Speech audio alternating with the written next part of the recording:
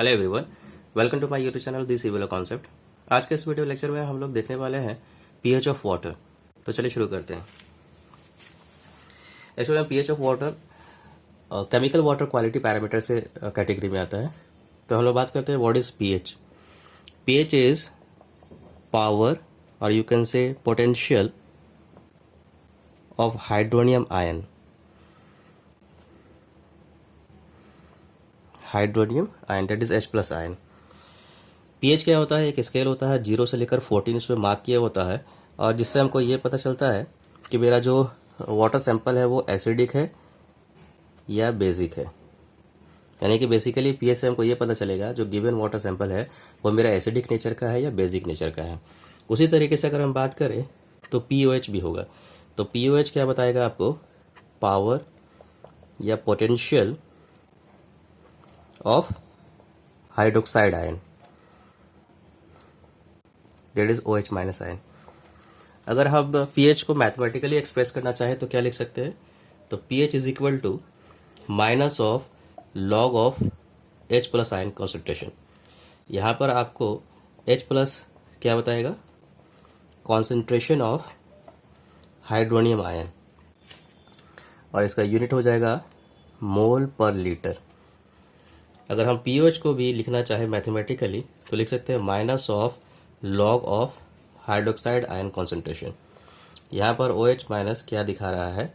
ये बता रहा है कि कॉन्सेंट्रेशन ऑफ हाइड्रोक्साइड आयन। ये भी इसका यूनिट क्या हो जाएगा? मोल पर लीटर। क्लियर है?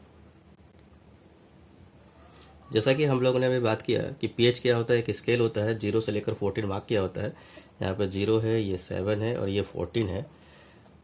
तो 0 से लेकर 7 तक की अगर बात करें तो यहाँ अगर किसी भी सॉल्यूशन की, अगर हम वाटर सैंपल की बात कर रहे हैं, अगर वाटर सैंपल की पीएच वैल्यू अगर 0 से 7 के बीच में लाई करता है, इसका मतलब कि वो एसिडिक नेचर का है। और अगर आपका वाटर सैंपल का जो पीएच है 7 से लेकर 14 तक लाई करता है, इसका मतलब वो बेसिक नेचर का है। क्लियर है?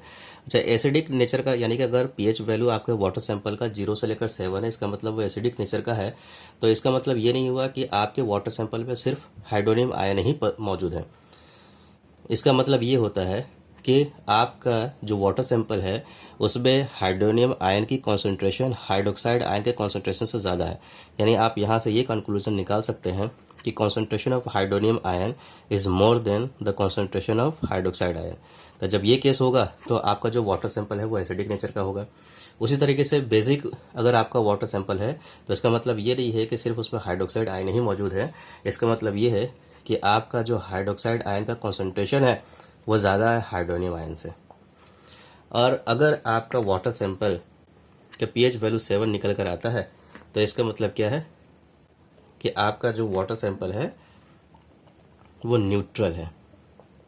तो इस केस में आप क्या कह सकते हैं कि जो concentration of hydronium ion is equal to concentration of hydroxide ion. Clear है? देखिए, यहाँ पर एक नोट करने वाली बात है कि इन एनी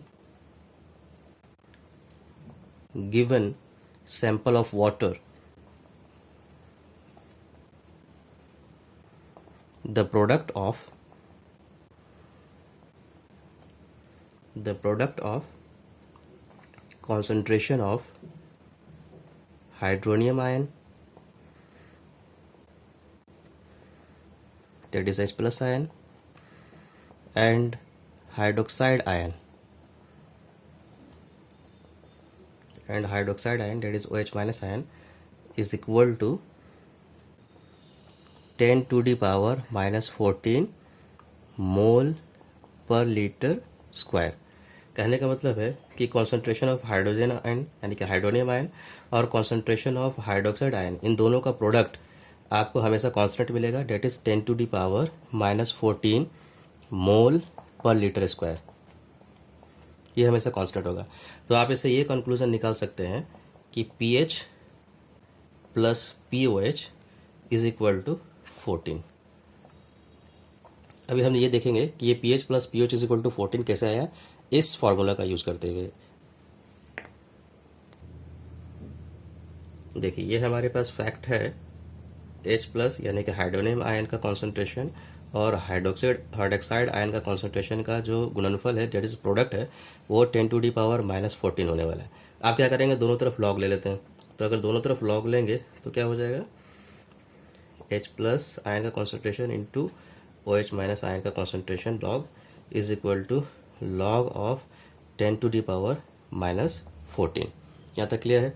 अब ये देखिए, लॉगरिथम का एक प्रॉपर्टी होता है, log of A into B is equal to क्या हो जाता है, log of A plus B. तो यहाँ से हम लिख सकते हैं log of H plus plus log of OH minus, और इज इक्वल टू हो जाएगा, यहाँ पर देखिए ये जो पावर है प्रीफिक्स में हो जाएगा, तो हो जाएगा -14 लॉग ऑफ 10।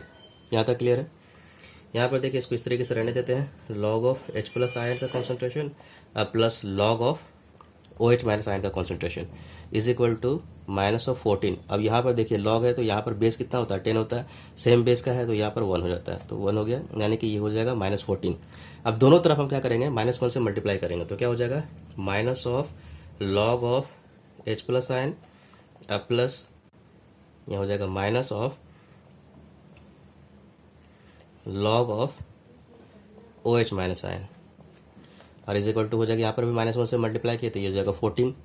जब आप सॉल्व करेंगे तो देखिए minus of log of H plus ion और minus of log of OH minus ion, ये आपको क्या निकल के आ रहा है, ये होगा आपका pH, और यहाँ से ये हो जाएगा POH इज इक्वल टू 14। तो इस तरीके से हम ये फॉर्मूला को ड्राइव कर सकते हैं इस फैक्ट का यूज करते हुए। अब हम बात करते हैं कि अकॉर्डिंग टू IS 10,500 के अकॉर्डिंग जो आपका pH वैल्यू है कितना होना चाहिए, उसकी लिमिटिंग वैल्यू कितनी होनी चाहिए, तो ये होनी चाहिए 6.5 से लेकर 8.5। यही आपका एक्सेप्टेबल लिमिट हो गया अकॉर्डिंग टू IS 10,500। ये ड्रिंकिंग वाटर के लिए हुआ 6.5 से लेकर 8.5। तो आप इसे ये कंक्लूजन निकाल सकते हैं कि ये देख रहे हैं कि 6.5 क्या है, 7 से कम यानी एसिडिक है, और यहाँ पर 8.5 की बात कर रहे हैं तो 7 से ज़्यादा बेसिक है। तो यही रेंज में आपको लाई करना चाहिए जब आप वाटर सप्लाई स्कीम को इम्प्लीमेंट करते हैं और डिस्ट्रीब्यूशन ऑफ वाटर को स्कीम को अप्लाई करते हैं। तो ड्रिंकिंग वाटर के लिए pH वैल्यू के लिए limiting value according to this code ये गया हुआ। So thanks for watching.